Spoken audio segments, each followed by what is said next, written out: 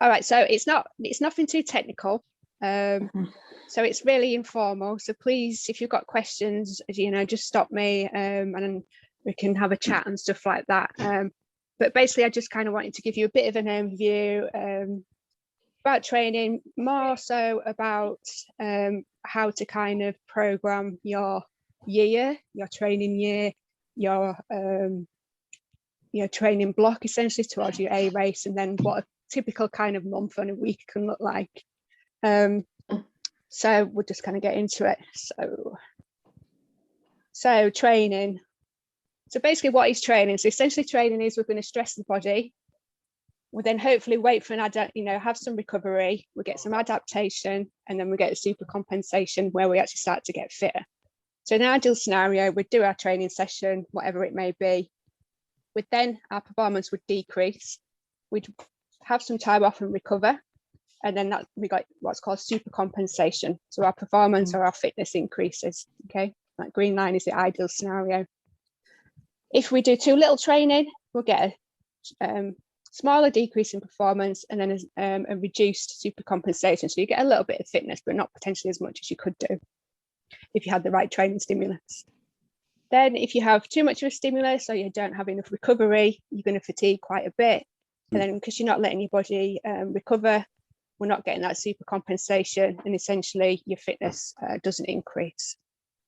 So too little is better than too much. Yeah, definitely, because too much, which you can see from these little graphics I've got here, can be quite detrimental. So the optimum training load. So essentially what happens, can you all see my cursor? Yeah, that's cool. So here in this top left graphic, so we do a training session. So first session here, decrease in fitness, but then we recover, and then we go up to session 2. So we're literally going up in fitness. And then each time we do a session, we get that same response. And then gradually over time, we'll start to get fitter. Okay, that's the ideal scenario. So train, rest, recover, super compensate. What happens if we don't have enough rest and recovery? So we can see in the bottom right graphic. So we do our training session, we fatigue, we have a little bit of recovery, and then we train again, and we don't get that super compensation. So we train again, more fatigue, don't recover, and then you can see the fitness is literally, you get less fit essentially. And then you keep doing that. If you keep doing that where you don't have enough recovery, then you get into overtraining. So you might see sometimes, I don't know if people have done it, the training, and actually you're not seeing any increase in performance. And this is why, essentially, because you're just not having that time for your body to adapt. So recovery, it's another training paradigm. You've got to recover to get the response that you want from the training session. And I think that's what a lot of people kind of either don't know or just kind of forget. So it's really important to have recovery. So looking at our periodization, so essentially we can break it down into 3 kind of main cycles, essentially. So we've got macro cycle, which is the training year. So this can relate to your A race. It can also be broken down into 12 weeks or into 24 weeks, depending on what your training block's going to be. We can then break that down even further. So the mesocycle. This is where we break that training year essentially into phases, which I will go through in a moment. So we're going to have a prep phase, base phase, 2 build phases, and then we have a race phase. I'll explain those bits in a moment. And then we go right down into the micro cycle. So this is, what you're doing each day of the week, essentially. So they're the kind of 3 main phases when you're looking at periodizing in your training. So the macro cycle, so generally it is an annual plan. It can be 12 months. It can be longer depending on what your goal race is. So obviously the Olympics, they work on a 4-year cycle, so they'll have a 4-year macro cycle. If you're doing Ironman, not that many people do it now, but ideally you should do that over a couple of years. Most people want to do an Ironman for the first race and do that in the first season. But ideally you do that over a couple of years, so you've got that time to build your fitness and endurance up. So it can be over whatever you want, really, depending on what your goal A race is going to be. So mesocycle. So I'm going to break this down into, there's 2 kind of main meso cycles really. So this is a traditional cycle. So we're basing it on, this is a program based on 28 weeks, but as I say, this could be whatever you wanted it to be, depending on your race. So for a 28-week block, this is generally how I would split it up essentially. So we'd have 4 weeks of where I call it a prep phase or general conditioning. So this is where, you know, you've had some time off or you're first getting into training, and it's just about getting out there and doing some regular sessions. It's not really about logging any data or anything like that. It's just about going out and just getting those regular cycles, regular runs, regular swimming in, and some strength training as well. Then we'd go into a base phase in the traditional periodization. This can be up to 12 weeks. So in the base phase, in the traditional sense, is where you're going to do some real low intensity endurance training. And the idea being is you're going to build your fitness and you're going to get a real solid base that you can then build speed on top of that. So this is where you hear people going out for the long cycle rides, the long runs, and just generally increasing the time that they're going to spend a real easy pace in swim, bike and run. You might put a few short high intensity sessions in there just to kind of break it up, just so it just don't get dull, but generally it's going to be kind of a low intensity phase. Next phase is going to be a build phase, so 8 weeks in this case. So this is where we're going to start to increase some of the intensity of the sessions, and again you can also build on the duration as well, depending on what your goal race is. You know, if you're doing Ironman, then you're going to be wanting out to doing quite long runs and long rides, but if you're doing, say, sprint and Olympic, you know, your long sessions, I would probably say for a run no more than an hour and a half really, and then cycle anything up to 3 hours, I'd probably say. So we'll bring a bit of an intensity into that. So we'll do like some threshold sessions, just to kind of start to build up your fitness. After that build phase, we'd then go into what's called a race specific phase. So this is where you start to do more of those brick sessions, so the bike to run sessions, and sessions more at race pace, so your goal race pace for whatever event you're going to do. Throughout the training, and particularly in this phase, or and the build phase as well, really, it's good to get in some low-key events, so some C races, some B races, where it doesn't really matter about, you know, how where you're going to place or anything like that. It's about practicing your race skills and your transitions, your nutrition, and just being comfortable at race pace, really, just getting into that before you then go on and do your A race. And then a taper, this can be 1 to 2 weeks depending on what kind of event you're doing. If you're doing short distance, sprint distance, a week should be fine. Ironman, I'd probably do 2 weeks, but it's very individual. So, you know, some people really don't like 2 weeks of short sessions and not much training. So you can do your tapering in, you know, loads of different ways. Complete rest with just a few short sessions. You could do a build where you start off really easy and then build some intensity up towards your race. You know, these are all things that you kind of get an idea of how your body responds to training and recovery throughout your 28 weeks, essentially. And then you can tailor your taper best for you. So that's... Oh, sorry. Go on, Julie. Yeah, where would you put in strength and conditioning? So strength and conditioning would be all the way throughout. Good point. Julie didn't put that in. So again, with strength and conditioning, I'd have a periodization for that as well.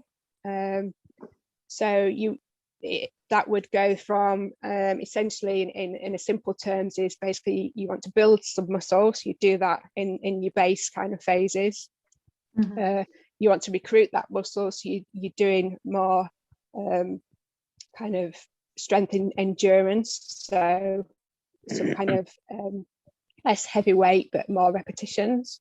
And then as you get a little bit further down into your training, even into the peak specific race specific phases, you can do some more explosive kind of plyometrics, so that you then again starting to recruit that muscle. So essentially want to build the muscle and then start being able to recruit the muscle. But I do that all the way throughout the cycle as well.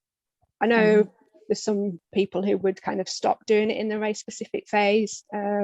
As soon as you stop doing strength, then that's when you start to lose it. So you've got to keep it going.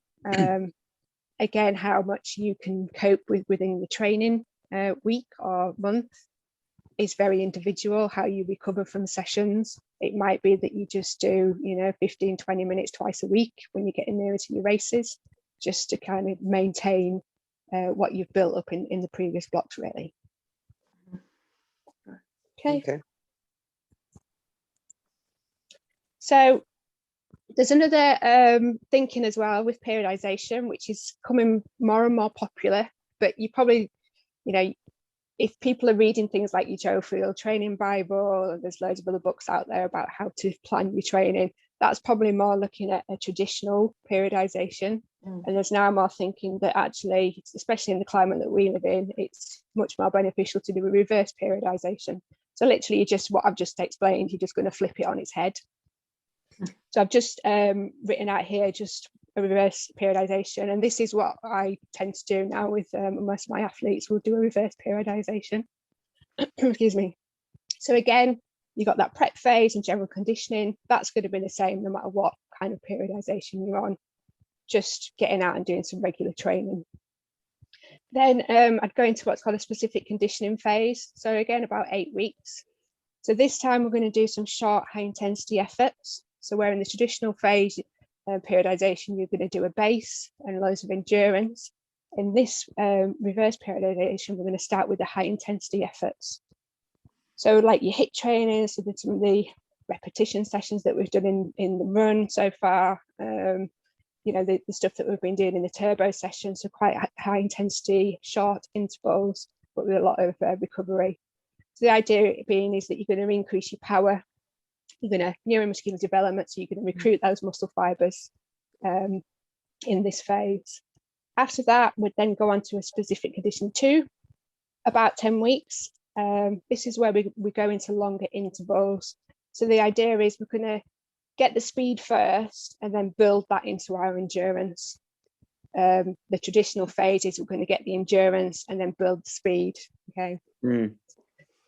One of the beauties about doing the reverse periodization is, these phases, generally the first 2 phases, specific conditioning, are going to happen during winter or early, just coming into spring when it's rubbish weather, it's cold. You don't want to be on your bike for like 3+ hours. You just don't want to do it, and it's not enjoyable. So this is the beauty of doing this, is that you don't do those longer sessions till later on. So this specific conditioning phase, so as I said, longer intervals. So we're going to work on VO2 max. So essentially we're starting to build some endurance now, and threshold sessions as well. And at this point, this is where we start to do the longer aerobic sessions. So the training that we've done so far with the run program that I've put up for the TFN is, we've finished these short, high intensity efforts. We're building, we're within this phase at the moment now. So we're doing the longer intervals, so the 4 or 5 minute efforts at VO2 max. And now we're going to move into the threshold stuff. So we'll start doing 10-minute blocks, and threshold work can go into even 20 minutes, doing some cruise intervals. Once you've done that phase, we then get into a race specific phase, about 4 weeks out from your race. This is again just as before, so it's race specific. Your brick sessions, you bike to run, or if you're doing duathlon, you do a run, bike, run, brick sessions, and obviously sessions at race pace. Getting out on your time trial bike. I'd introduce getting out on your time trial bike in the specific conditioning 2 phase. And then, yeah, definitely, or really you want to be riding in your race specific phases, if you've got a TT bike, your TT bike. And again, get some events in as well, just to practice all your skills. And then, as I've said, same taper, 1 to 2 weeks, depending on what event you're doing. And it can be quite individual. So have we got any questions on that? Periodization there's loads of different ways to do it. I think it's just a matter of, just giving it a go. And where I come up with these 28 weeks, essentially you're going to work back from your goal A race. So what date is my A race? Okay, I'm going to work back. I've got a 16-week block, and then I'll split that block into 4 different phases. Okay, it really is as simple as that. Okay. How new is this, Joe? This reverse? It's not that new. Okay. it's starting to become quite popular. I think you can read loads about it now, loads of like on the web and stuff. But periodization's been around for years and years and years. Correct. Tom might know more about the numbers No, and stuff, maybe. It's more that, yeah, it's not really, people have been doing it forever. It's just when people decide to put a name on it. Got it. Okay. And the Yeah. other good thing about reverse, in my opinion, is it suits British climates much better. Yeah. Because you're not killing yourself in January, February, March trying to do 4-hour bikes in the cold. You can do your turbos and your more specific stuff and stay warm in the house. And then when it gets nicer, you can go out and do the more specific stuff and actually enjoy yourself, rather than what we used to do. Go out and grind out 4 hours on a Sunday, get covered in grime and be miserable. Actually, you can either do a short ride or stay on the turbo and do something much more sensible. And then the other thing, Joe talks about riding a TT bike. I think something I always observed was no one rode their TT bike enough, and then they expected to ride it well on race day.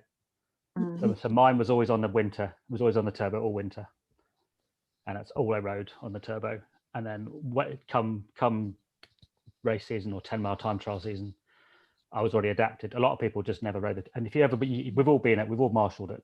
Well, a lot of the old guard would have marshaled at races and half Ironman and Ironman races. Towards the end, the slower guy, 2/3 of the field, 3/4 of the field probably aren't actually riding their TT bikes properly. After about an hour, they're all sitting up on the hoods, wasted completely. Yeah. Also, we've all seen it completely wasting their time when they could be riding a nice, comfortable road bike and having a better time. So I think adapting to your TT bike is super. If you're going to ride one, is really important. Yeah, I think if you bought a TT bike, key is get a bike fit, and second is ride it, because that's what it's there for, isn't it? You spent all that money on it, you want to be comfortable on it. Hang on the wall and look at it. Yeah. They do look good. Okie doke. So we're going now down onto the mesocycle. So typical structure is essentially 3 weeks on and 1 week easy, but you can do 2 weeks on and 1 week easy. It just depends, how you fare with training. Some people can just do 2 weeks and they feel absolutely knackered, so they need that, a 3 week block. Others are fine doing it on a 4 week block. So again, it's just kind of trying it out, and don't be, everybody reads stuff in, online and all the books and that, and it's this, they say do this X, Y, Z. But if you can't do that, don't worry about just mixing it up a little bit. The key thing really is you're going to build your duration depending on what phase you're in. So if you're in the base phase, you'll increase the volume you're going to do week on week. Or if you're in more, the race specific phases, or when you're trying to increase your fitness, you can increase intensity. As long as each week you're going to build, whether it's duration or intensity, and then your 3rd or your 4th week, you're literally going to drop that right down and have an easy week, so that you're getting that time to recover. For me, recovery is just like super important, because if you don't do that, you're just not going to get that adaptation, and you might as well not train, essentially. So that's generally your mesocycle. And then we come right down to your microcycle, which is essentially your week. It doesn't have to be a week. Most of us work on a 7-day cycle because it's just easy. Everything works to that. But you can do it over 12 days as well. So yeah, I've done things for like shift workers where they've done 10 days on and 2 days off. If that works for you, then great. It can be quite tough though, where you've got 10 days on, and I'd probably factor in some easy-ish days within that 10 days. So generally 6 days on and a full rest day. I recommend no exercise whatsoever. Just, it's not just to give your body a rest, but it's also to give your mind a rest as well from training. Just go out and do something different, really. Ideally, we would do 2 sessions of each discipline. If you're just wanting to go out and try a go, just, I have a few races in the season, 2 sessions of each discipline is absolutely fine. If you're wanting to compete, then I'd probably say 3 sessions is better in each discipline, but then it starts to get quite busy with your week. So the little graphic down at the bottom, this is literally where you're going to do 2 sessions of each swim, bike and run, and you're going to get 2 strength sessions in there as well, and you've got 1 day off. Obviously you start going into 3 sessions, you're then starting to do double days. double days are fine if it fits, you know, within your life.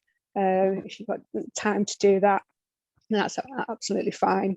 It's just key, again, thinking about which, you know, I'm not talking too much on this about nutrition, but you're then going to be starting to think about, okay, so am I fueled enough through the day to be able to do 2 sessions as well? Generally, training would be split into 80% of it would be fairly easy and 20% of it would be quite high intensity. So in essence, don't go out and smash every session. That's basically what I'm saying. And what I would do as well is don't have 2 hard days back to back. So try and do a hard day and then an easy-ish day if you can.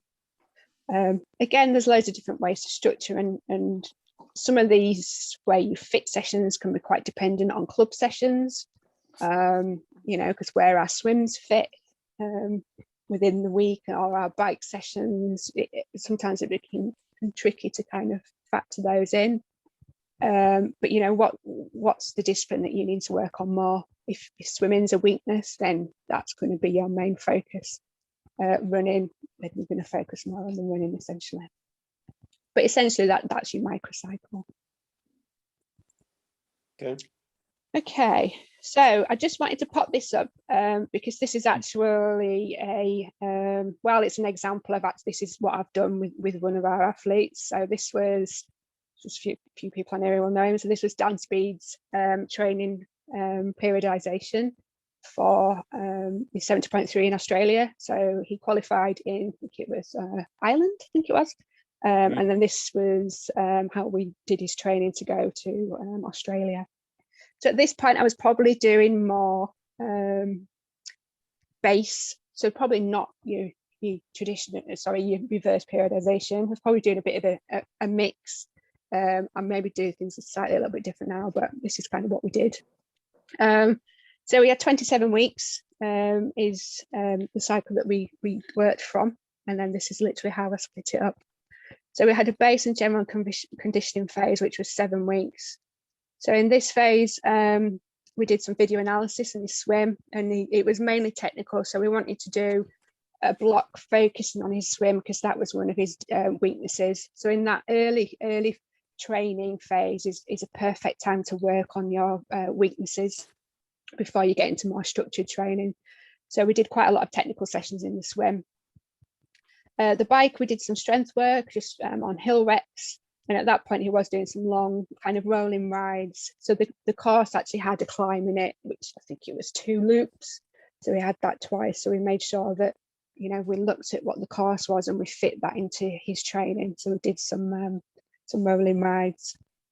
Running, all just easy pace. We wanted to get him up to 4 times a week running. So then we're all just super easy just to make sure that he could deal with that regular running. And the strength, we did sessions where we could increase his muscle mass. He actually had some races within this phase. We actually did a 25-mile time trial. Cycle time trials are perfect, and not a lot of people do them, but they're really perfect to do and really zone into being able to ride your TT bike and those skills, but just riding at an intensity for that amount of time. Then we had a 6-week build phase. So again, his swim was broken down into 3 sessions a week, so technical, endurance, and then a more threshold kind of session. The bike, this is where we moved on to kind of high intensity intervals, and then he was going out on his bike, on the TT bike, so his longer rides. Running, we did some technical work, so this is where we switched from the technical swim to a more technical run, because anybody who knows Dan did not have very good technique running. And then we brought in the intensity in his running with hill reps. So, you know, hill reps are really good because you can get a good intense session, but it's not as much strain on your body because you're going uphill essentially. So early on, hill reps are really good to bring in. Strength endurance, so we lowered the weight down and did more repetitions, and then we did a lot of core work just so that once he's on his TT bike, he can sit in that position, and also to keep form during the run as well. So specific conditioning 2, so the second build phase, again 6 weeks. So this is where we went open water swimming more. So we switched his endurance session to the open water again, still one technical session and then a threshold session. The bike, we moved more onto what are called threshold intervals and then sweet spots. So sweet spot sits just below your threshold, and it's probably more kind of race pace intensity. So we did a lot of intervals on that, and there you're sitting at that intensity for up to 20 minutes at a time. So it's quite hard training, but you've really got to focus your mind on that. It's not massively,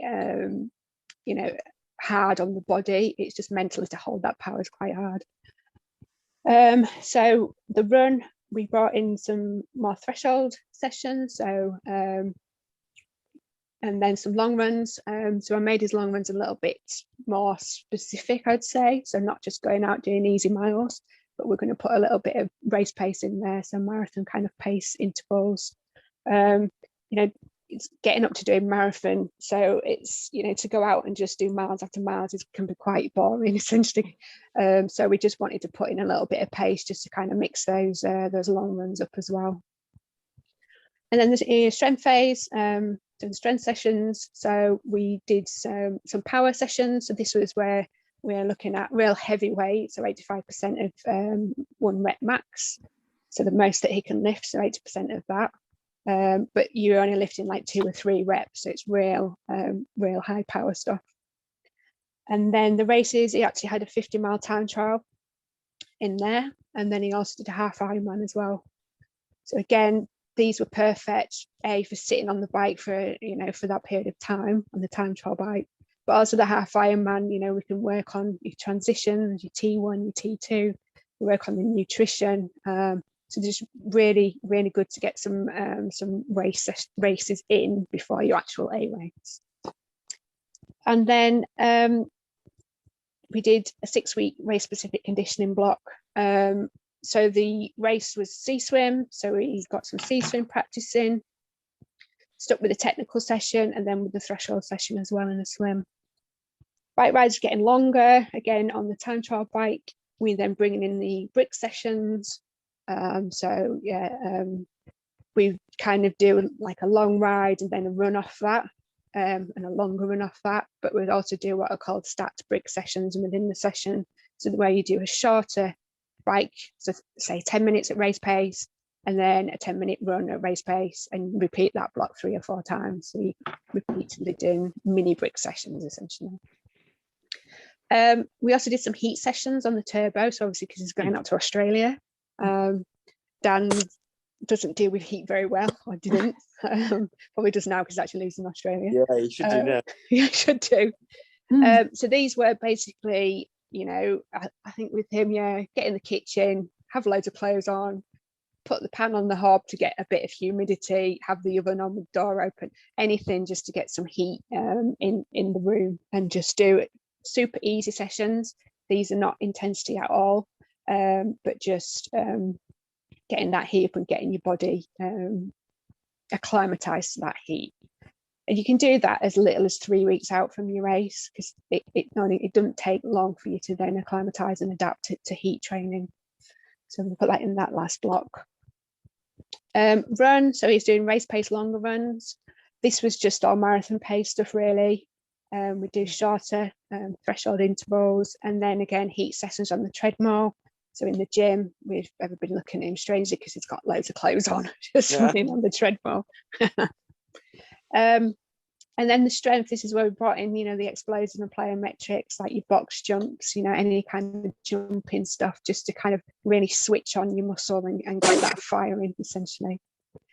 And he did a Olympic try in that block as well. And then the taper. So this was literally, we just swimming. He just went to club sessions. They were not really, I didn't structure his swimming. He just went to the club sessions. His bike, literally 30-40 minutes easy with some short sprints in there just to keep him firing. And same with the run as well. So just easy runs with some strides in. And then strength is where we kind of backed up and just kept that core flexibility work going as well. And then he had his race, which, he had a good race. I think, and what I would say for a lot of people, I think the key race, if you go wanting to go to like a worlds, really is your qualifier, unless you're going to be competing at age group. If you're in that position to win your age group, then obviously your A race is going to be the world champs. But for most of us who just kind of want to go to Worlds, your A race is that qualifier, because you want to get to Worlds. Once you've done that, you're literally going to go out and enjoy your race, is what I would say. So that's kind of probably kind of key. Okay, so let me just open this up. That'll work. So I just wanted to show that actually, as a club, we do have a periodized training plan. Now, I don't actually know how many people have looked at it. Don't know. It's on our website, it's on our Facebook page. I've probably emailed it out to everybody. But as a club, we do have a periodization. We have a year plan, which as coaches we sit down and look at every year. Obviously, this year is a bit different. Obviously, it's massive. Oh, don't know if I can show you it all on this. But essentially, we literally just do the same thing. Sorry, let me just see. Okay. So we would break it down. I'm struggling here.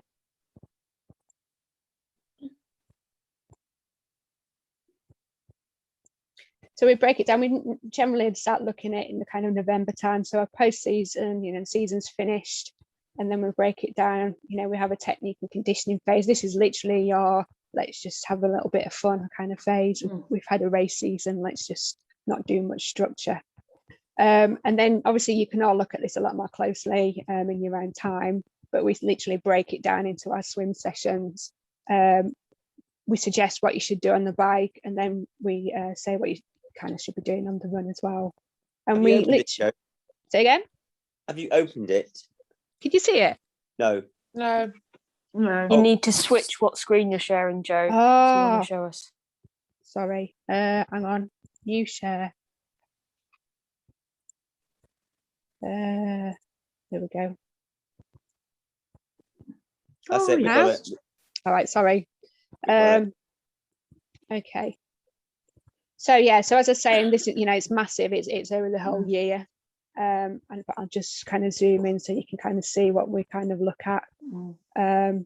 So the way that we do it with the club, and we have done in the past, is we've done it towards specific races that generally the club would race in. So things like your Southern Sprint Tri, like Outlaw Half, Dam Buster when it was with us, and Vitruvian. So we kind of pick out key races and kind of plan it for that. It's really hard in a club situation because everybody's doing their own thing.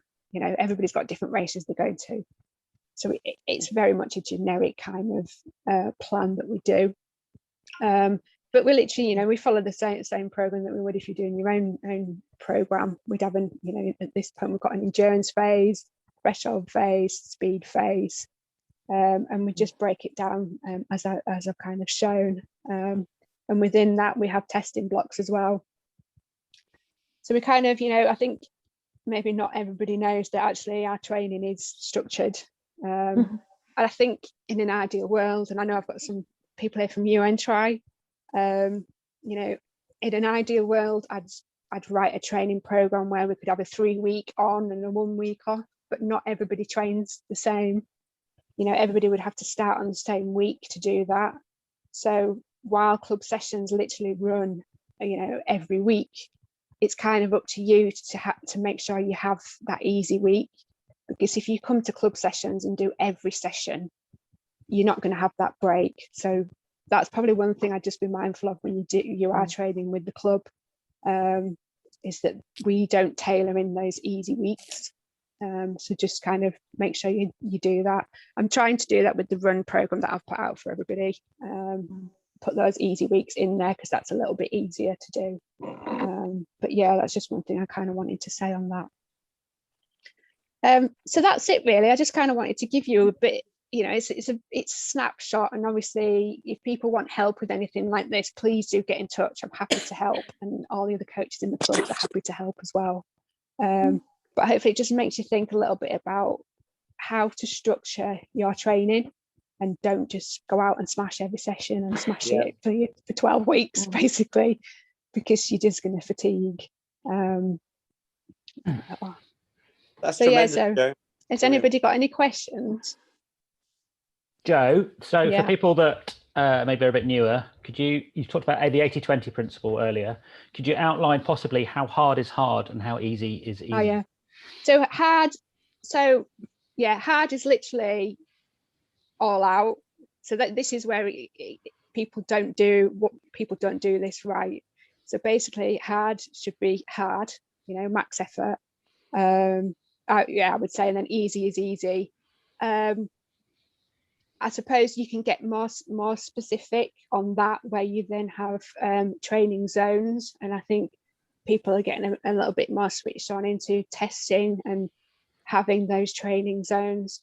In the short high intensity sessions, max is literally max, but then if you're doing more of a VO2 threshold session, then you're going to dial it down a little bit and not go as hard.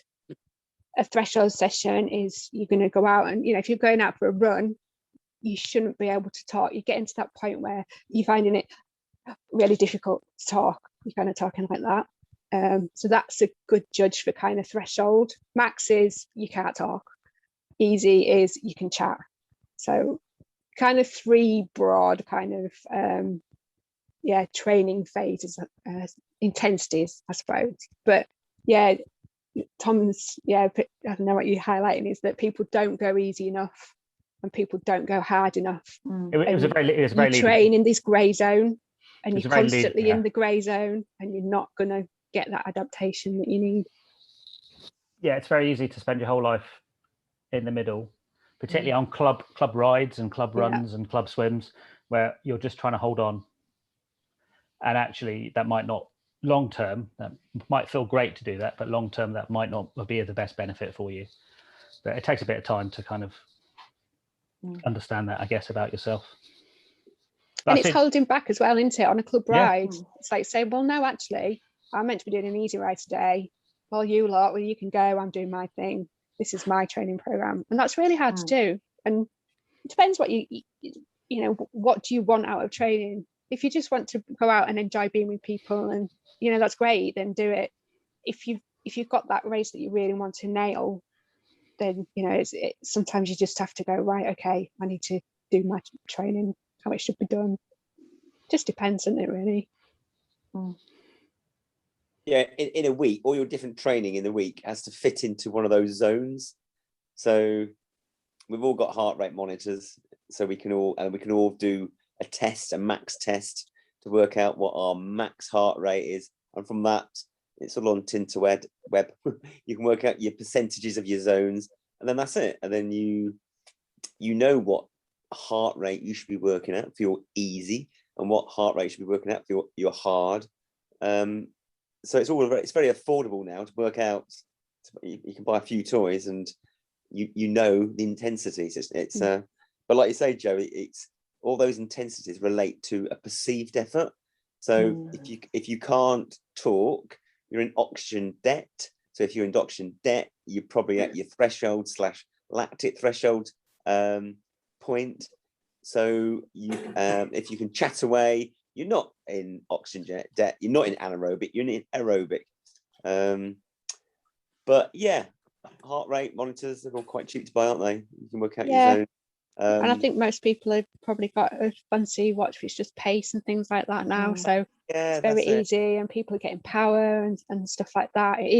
Everything's becoming more affordable so that we can be more specific with our training. And I think for me, when I first started coaching, and probably from my background, because my work is I'm a scientist, so I like numbers, and it was very much that, oh my God, no, you've got to train at this percentage of your heart rate or this pace, because you're not going to be in the right zone. But as I've kind of, developed in my coaching, it can be really as simple as hard is hard, easy is easy, and then that little bit in between. We don't have to be too technical. Really. Okay.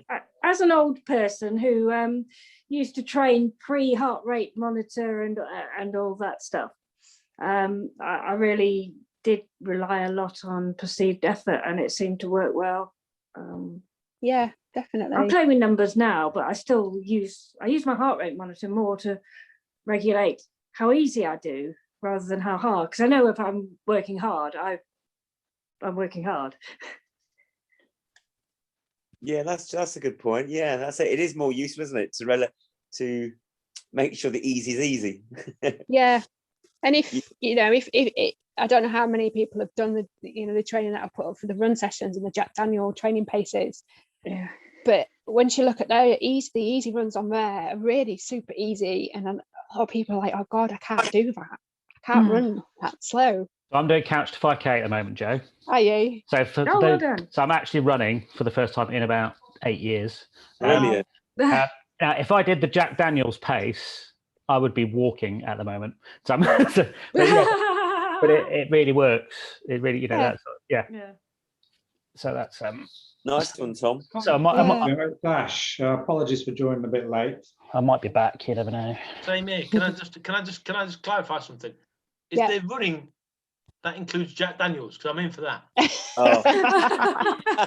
Yes, Dave. Have you not seen all my posts about it?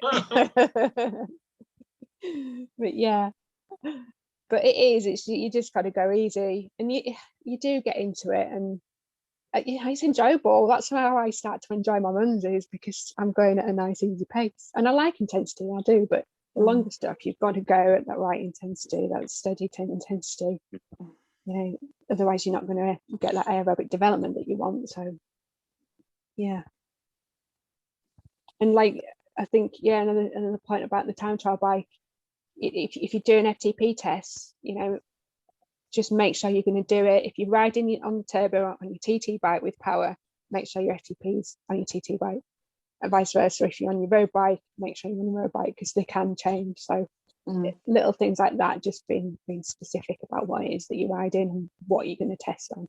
Really. Yeah. So Nice You one, know, Joe. all these free plans online that are like 8-week Olympic triathlon or 8-week sprint triathlon for us newbies, are they any good? Do they represent like a short section of the training, or are they just trying to cram a 24-week cycle into 8 weeks and therefore should be avoided? it probably depends what you look at. I think you probably know yourself how much you can do. You've got to start on those first couple of weeks, and if you think, God, this is really tough, then scale it back. It's difficult because the generic plans, but to kind of get you started, probably some of the simpler basic ones are good, just to give you a little bit of structure. But again, it depends what you're looking at. But if you want me to look over anything, Iona, let me know. And Thanks. I'm just aware that we're booking things like the Sleep Triathlon at the end of May, and that's definitely not 24 weeks away anymore. No, and then it's just short. It is shortening it down. I mean, I suppose you got to think, well, I've only got 8 weeks, so you can't look at those phases like I have and get a big block out of each phase. It's just shortening things down on. Maybe if you've only got 8 weeks of your first race, it's just about getting out and doing some regular sessions and doing some brick sessions, just being a little bit specific so that it makes the trial a little bit easier. And your skills, your transition skills and things like that, quite important. So, but there's loads of stuff out there that can help devise plans and stuff as well. Definitely. And talking of sessions, Joe, next week, are we starting running next Tuesday? So next week we can technically start. We just need to sort it all out and stuff. And we'll probably get people signing up online like we were before. But they won't be coach led. Oh, well, they can be, but it'd just be smaller groups. It just depends how many people will get signed up and if any coaches want to coach it. But Tuesday we'll be back running, and then it's Easter Sunday, isn't it? So we've got a club ride. People want to go out and ride on Easter Sunday. That's not this Sunday coming, is it? No, it's the following Sunday. Right, following Sunday. Following Sunday. So Timmy, we can go out Monday. This month, a week on Monday. No, Monday coming. Monday the 29th. 29th is when we're allowed. Oh, okay. Sorry. Yes, correct. Yeah, roller 6 outdoors. Yes. Yep. Well, we can have 30, can't we? As long as we're BTF. Yeah, so a non-led club session, we can have 30. Bloody hell. But it has to be a club session and not just a group of friends. Is that right? Yeah, so I believe if it's a non-led, it's something that we would advertise on the Facebook group, but say it's not as a coach club led, session. but it would be risk assessed. I think that's the way the BTF do it. Yeah, So yeah, that's how I understood it. that's how it is. It would be so we can't just post up on Facebook and go out for a ride with 30 of us. Not that if we get 30 of us, I'd be well impressed. Well, exactly. I don't think we're going to have any problem with the numbers. Yeah. You're not going to want to ride in that. You only really want to ride in 6 or 8 max, really, for a nice group. Nice group ride. Absolutely. You'd split up, wouldn't you, really? So I think we'll be fine. So yeah. That's cool. Okay, so things will be posted for next week for sessions, and then just over a week's time, first club ride. Yeah. Right. But the club swims won't start until 17th of May. When we're allowed back in the pool as a club. You can all swim on your own from the 12th. Yeah, you can all swim on your own from the 12th of April. And I'll put some swim sessions up on the Facebook page and stuff for people to do. But yeah, as a club, we're not back until the 17th. So unfortunately. Right, a little while. I thought we were allowed back on the 12th. No, only juniors are allowed back in club sessions on the 12th. You can go to public sessions. Yeah, public sessions you can. Oh, open water. As a group. Has anybody got any other kind of questions? And it can be anything really. I think we haven't spoken about nutrition. I know that's another completely different topic, but in terms of training, I always found that in racing, when you race, it's very difficult to eat and drink, but especially eat, because your heart rate's high, you're on the bike, you're going flat out, you're breathing hard, and so it's so easy to skip food, which is a mistake. So and it's a difficult thing to practice. So in training, you can eat away and it's easy, but that's not how it is in race.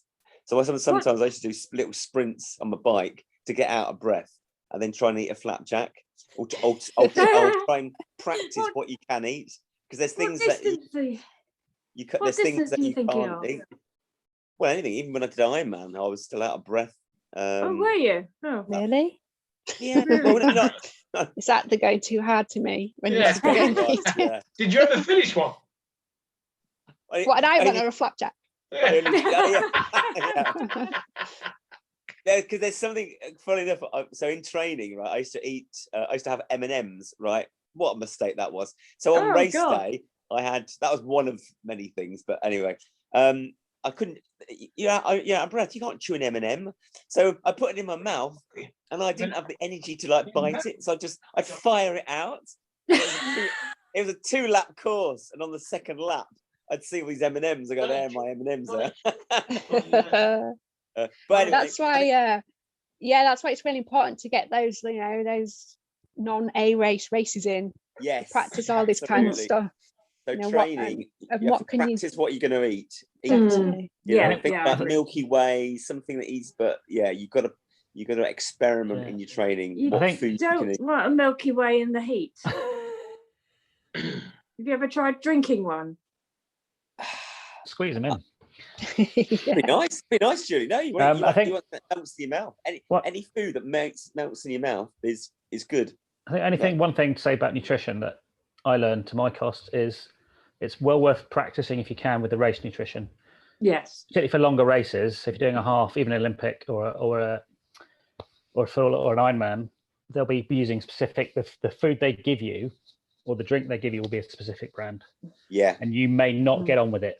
And it's well worth finding that out in your training rather than on race day when you end up in a bush having a bad time.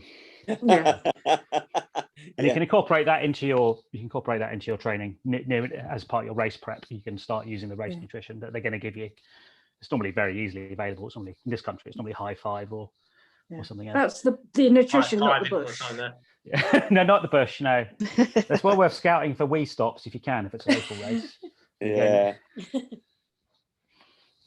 One of the questions I had was just about nutrition as well. I wondered if you could, I think I struggle sometimes by either under eating or eating too much before I train.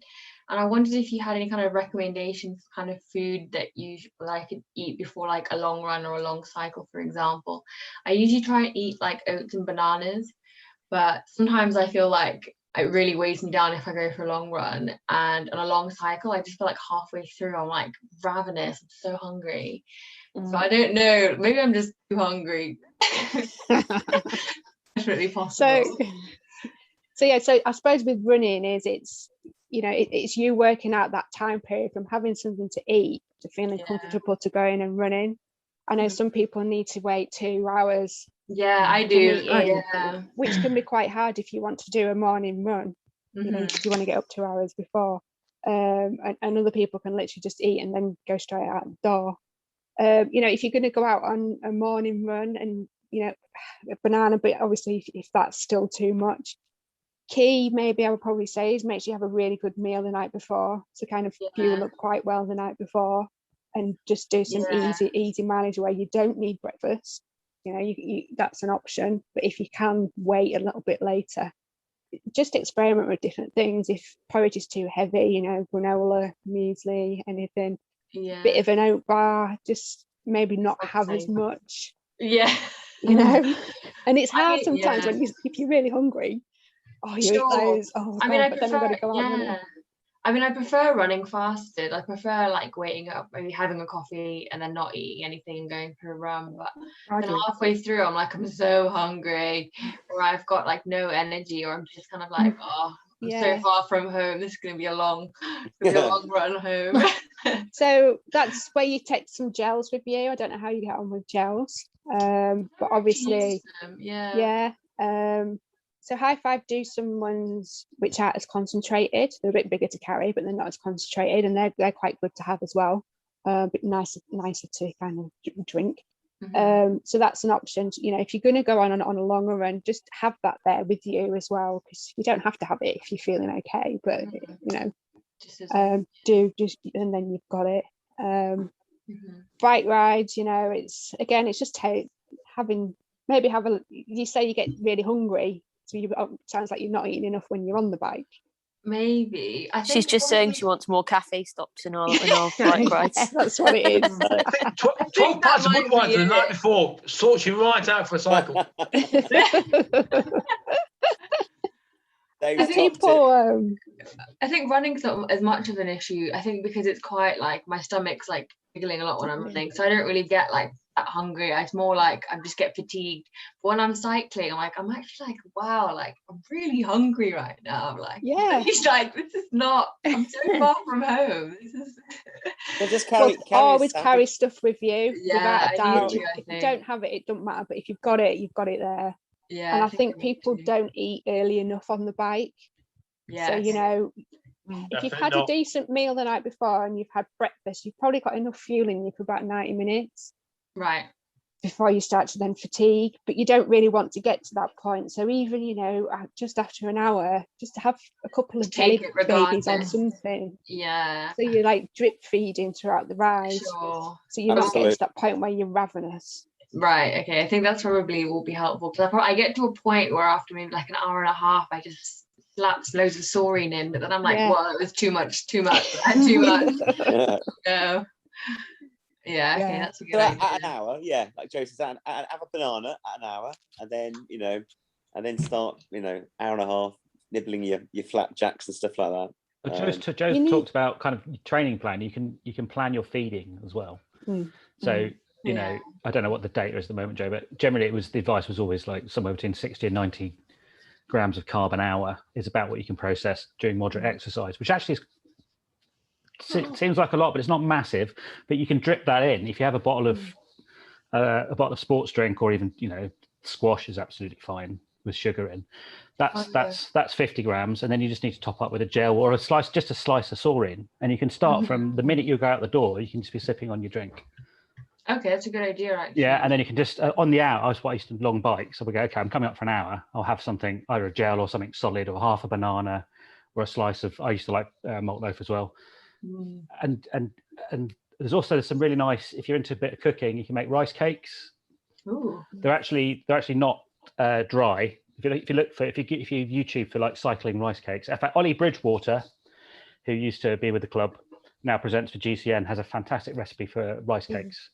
If you search on the GCN cycling YouTube channel, and that's really good. I used that last summer, and that was great. It was cheap as chips. Rather than spending £1.50 on a gel, a bit of rice cake. And as I say, they're not dry. They've got cream cheese and bits of bacon and all sorts of nice stuff in. Ooh. And you wrap them up in a certain exactly. Yeah, see, and you wrap them up in a certain way with a bit of foil, and it just unfolds, and you go, and you're done. And that's really cheap compared to a lot of the sports nutrition, which is really expensive. And if you're not riding hard, your body can process it, and it's just a little and often. Just have a plan for your feeding as well as the ride. Otherwise, you get down the road 90 minutes, 2 hours, and you're knackered, and then you could be 2 hours away in a bit of a bad way. Yeah, because I think my nutrition is the reason why I'm always training in what you called earlier as the grey zone.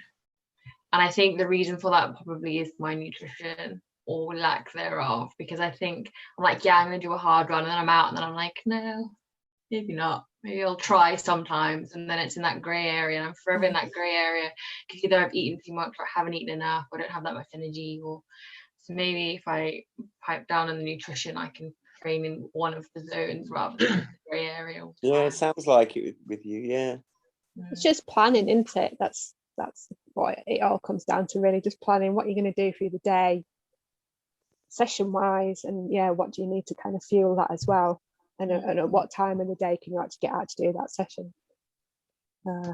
Does it not depend on what kind of fitness level you're at as well? I was saying to Timmy, I'm struggling again at the moment. So, well, not that I've been out, I'm fine. But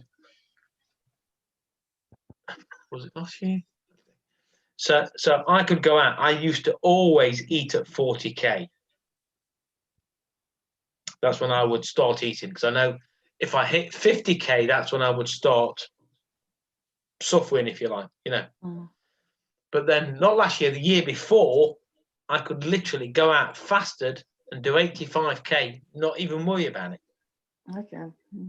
Okay. But then again, we've been out with Timmy a couple of times. We've been out, and I've got to a certain point. It's like, I'm dying. Here we go again. It's just like, who's got food? I just need to eat everything. Is that just because in lockdown you got used to eating more food and your belly stretched out? Not really eating. No, it's more drinking. But it's just, I just find it weird that I really got to a point where I thought, this is great. You get what I mean? It's. Are you still riding at the same intensity that you probably were when you were fitter, or do you think that's scaled back a bit? No, I'm not riding at all. But that's what I'm saying. Your fitness, it's common sense, but your fitness level kind of depends on.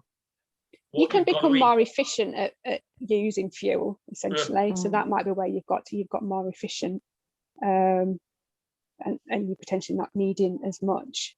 But then there's also the flip side, that the fitter you get, the more fuel you need as well, because if your metabolism's, even at rest is more. You've got more muscle mass. It takes more energy to fuel your body just generally. So there's kind of two different flip sides. But maybe you just come super efficient, Dave. Well, no, I'm fat burner. I'm not in any way super efficient at the moment. He's not a fat burner. I walk out the door now and I'm bonking. You know what I mean? Wrong forum for that, Dave. Yeah. Dave, have you had COVID? Yeah. I'm serious. Have you had COVID? No. Okay, because it can affect. No. I say that. I think I had it in 2019, but. Okay. But no, I'm not. I had it March 2020, and it affected my lungs quite badly. Yeah, no. And Did you, Tom? It really screwed me over. And I'm only just getting to the point where I can use like the bottom third of my lungs again. I can really just, you can really use my diaphragm properly. So I'm just wondering, because I've heard a few people talk about it and Wow. how their breathing and their energy systems have been affected Mm. long term without even realizing. But now Mine I was the only thing, and I'm not saying it is COVID. I had a weird. If you go back to 2019, well, it's November 2019. We went out. I went out for a ride with Rennie, Stu, a few other people. Who, yeah, I can't keep up with them uphill, but I can keep up with them if you like. And we got to Stanton, and if you'd have seen the state of my heart rate, I just couldn't breathe. Yeah. Mm. We have an effect of that. I couldn't. I had to go back. It was just I'd not been ill that week. I'd been a little bit under the weather, but not ill, if you like. But if you'd sit and we even stopped at the top of Stanton Hill, and we stopped for like 2 minutes, and my heart rate was still through the roof. It was ridiculous. Yeah, it's just an interesting comment, because I know a few people that have been affected. Yeah, but no, It's taken them a while to adjust. Yeah, no, I don't think it's that. I think just on that COVID point as well, I think, I think the guidelines are even a couple of weeks after, if you've recovered from COVID, as somebody who's normally fit and healthy, you've got to be doing stuff super, super easy if you are going out and training. It's ideally best to have about 2 to 3 weeks off training, so that you don't cause that long-term damage. Because they could, if you go out and train, you could then still affect your lungs. So it's, even if you're feeling okay, just make sure that you're scaling everything right back a good couple of weeks, because you don't want that long-term fatigue. So yeah. Wow. But look, I know a couple of the students have had it. Iona, you've had it, haven't you? But yeah, I had it back in September. Michaela, but yeah. I had it me and Michaela both have. Yeah, I think I was Really? ill with my lungs. Had an issue with them for about 3 months, I think. Wow. And swimming was a real problem, actually. Running and things like that were kind of okay, but swimming was a real issue for me. Children. Hi. Yay! Nice hair. Yeah, look at this. It's nearly as long as I mine. gotta say. I was just going to say, because I had COVID in October, and it was a Oh, good did you? 4 weeks before I started doing anything. And then I don't very often use a heart rate monitor, but I used the heart rate monitor because it was so much higher than it would normally be. And I went for, literally a fast walk. And Garmin was going, yeah, you're overexerting yourself. I keep little messages, slow down. It's like, I'm walking. How much slower do you want me to go? Oh my God. So your heart was really racing, just walking. Yeah, literally, I had 150 on a walk. Wow. And at that point, you go like, hey, I'm going to take this really easy. Yeah. This is going to be weeks before I do anything in any way, shape, or form. And it's How are you frustrating, now? isn't it? I suppose, because it's the nature of what we do. You train nearly every day, and then to then not be able to do it for that long. But it's about, again, going back to being disciplined, isn't it? And don't going out until you know that your body. Has everybody had the vaccine? Who's had the vaccine? Yeah. Yeah. Due second dose this weekend. Ooh. Who's getting a second dose? Joy of being an NHS worker. Oh, okay. Yeah, no, so I've written off Sunday. I'm getting it Saturday afternoon, so I've written off Sunday because last time round I felt really rubbish for 24 hours. Oh, that's just been poor. All this, I can't believe, honestly. Everybody that's saying, "Oh, this hurts," and "Oh, it wiped me out," and stuff like that. Just like, well, it did. You were all for, right. for 24 hours, I felt like, well, especially having had COVID already. Yeah. They say because my immune system's already primed, you're going to react more strongly to it. So, so yeah, but it just felt a bit fluey, just kind of like achy all over. I never got the fevers, but I know some people who have. I'm not complaining. Like, it meant I knew it was working. So Yeah, no complaints absolutely. here. But it's just I bear it in mind. Just have a rest day. I had AstraZeneca, and I was in bed for 2 days with it, but then I'd had a very strong infection. Yeah, exactly. Previous year, so yeah, I was like, my body was like, yeah, recognize this. Yeah, off we go. done this one. that's fine. Wow. Dave, you just didn't have a good immune response if you were feeling okay. Well, I was fine. That's right. That's fine. It's Well, I very just slow. know There's that no, you I- I'm just tough. That's what I'm putting out. Dave, you My probably When you get your second dose, you're Right. gonna have a shock. yeah. My mum had a injection. Then she got COVID as well. Oh, She Unlucky. did. She was tired. She was all right. Then she was tired for a couple of days. Then she was all right again. Mm. She's 90. God. All as nails.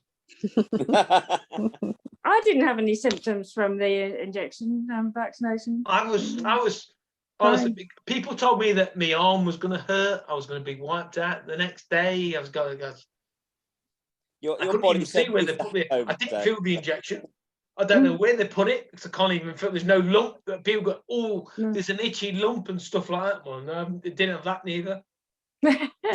Did you just dream about it, Dave? Yeah. Well, I Did you actually go and don't have think it? they Did you injected me, actually Tim, have I'll be one? honest with you. I think they just tricked me.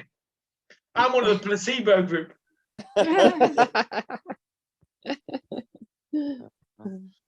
Oh, Okay, has thank you anybody for got that, any other Dave. questions? I think, what have we got coming up, Timmy? We have got a Q&A session, haven't we? Yes, so And we've got, next Thursday, I'll run through how to a couple of bicycle mechanic things. So I was thinking headsets. Quite often people's handlebars rock a bit when you put your front brake on. So I'm just going to show you how to tighten up your headset, and if time allows, how to tweak your gears as well. That's two things. I don't think there'll be any more time for those two things.